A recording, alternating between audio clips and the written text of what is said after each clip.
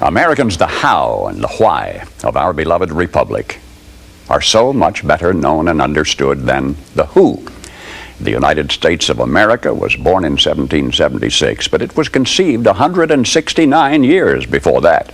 The earliest settlers had watered the New World with much sweat. They had built substantial holdings for themselves, for their families. And when the time came to separate themselves from a tyranny an ocean away, at best it meant starting all over again after the ravages of war. Researching what you're about to hear gave a whole new dimension to my reverence for our nation's first citizens. All others of the world's revolutions, before and since, were initiated by men who had nothing to lose. Nothing to lose. Our founders had everything to lose and nothing to gain, except one thing.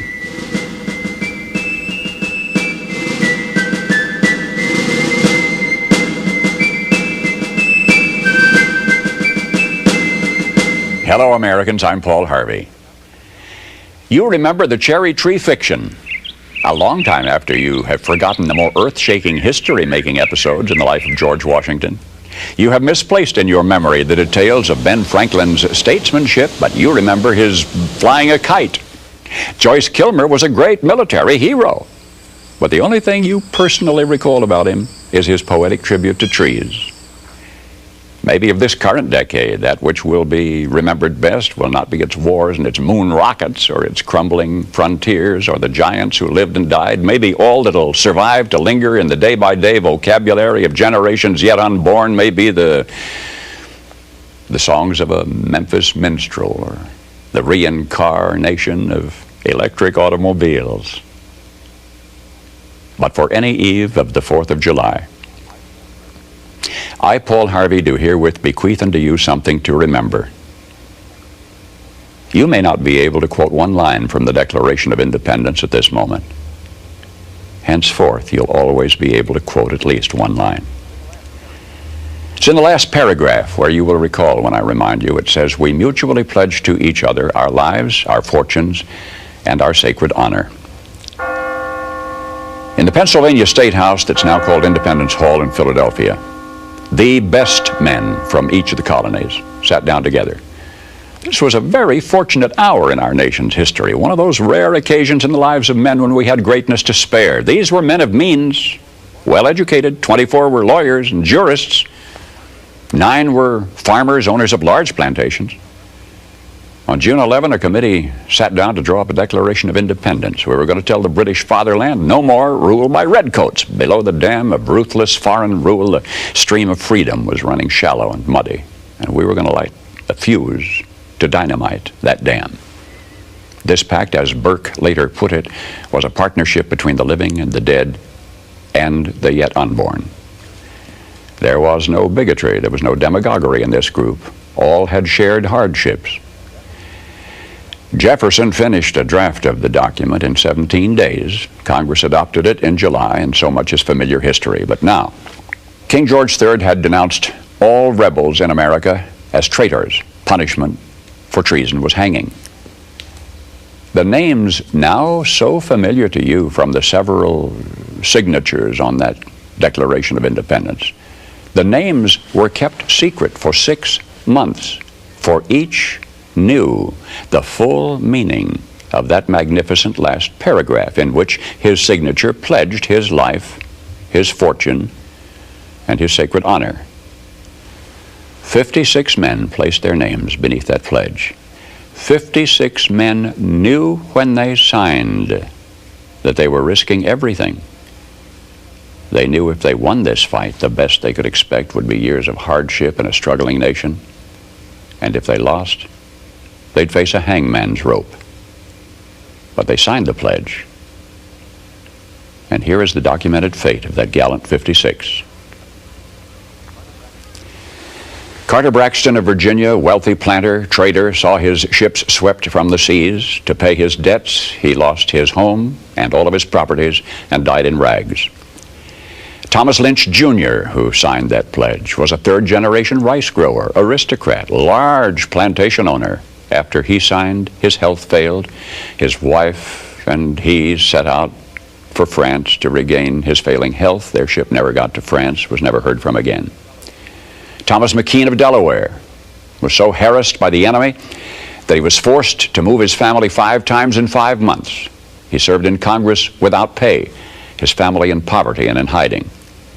Vandals looted the properties of Ellery and Clymer and Hall and Gwinnett and Walton and Hayward and Rutledge and Middleton. Thomas Nelson Jr. of Virginia raised $2 million on his own signature to provision our allies, the French fleet. After the war, he personally paid back the loans, wiped out his entire estate, and he was never reimbursed by his government. In the final battle for Yorktown, he, Nelson, urged General Washington to fire on his, Nelson's, own home, which was occupied by Cornwallis. It was destroyed. Thomas Nelson Jr. had pledged his life, his fortune, and his sacred honor. The Hessians seized the home of Francis Hopkinson of New Jersey.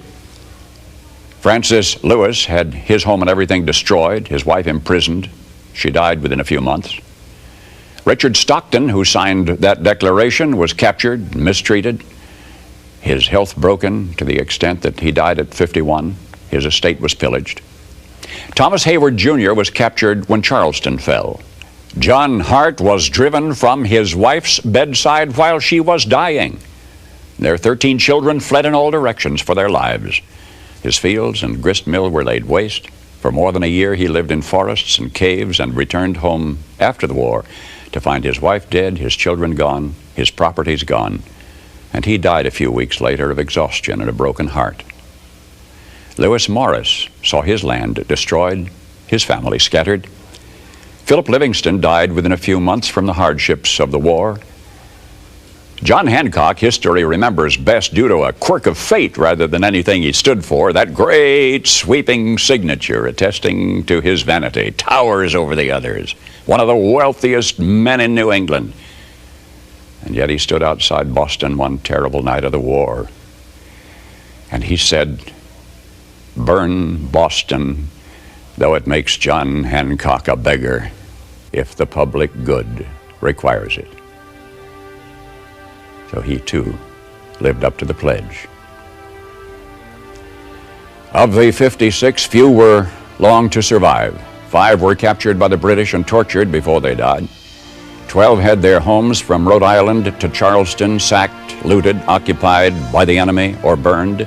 2 lost their sons in the army. 1 had 2 sons captured. 9 of the 56 died in the war from its hardships or from its more merciful bullets. I don't know what impression you had of the men who met that summer in Philadelphia. But I think it's important that we remember this about them. They were not poor men. They were not wild-eyed pirates. These were men of means. They were rich men, most of them, and had enjoyed much ease and luxury in their personal living. Not hungry men, certainly not terrorists, not irresponsible malcontents, not fanatical incendiaries. These men were prosperous men, wealthy landowners. They were substantially secure in their prosperity. They had everything to lose. But they considered liberty, and this is as much as I shall say of it. They had learned that liberty is so much more important than security, that they pledged their lives, their fortunes, and their sacred honor. And they fulfilled their pledge. They paid the price, and freedom was born.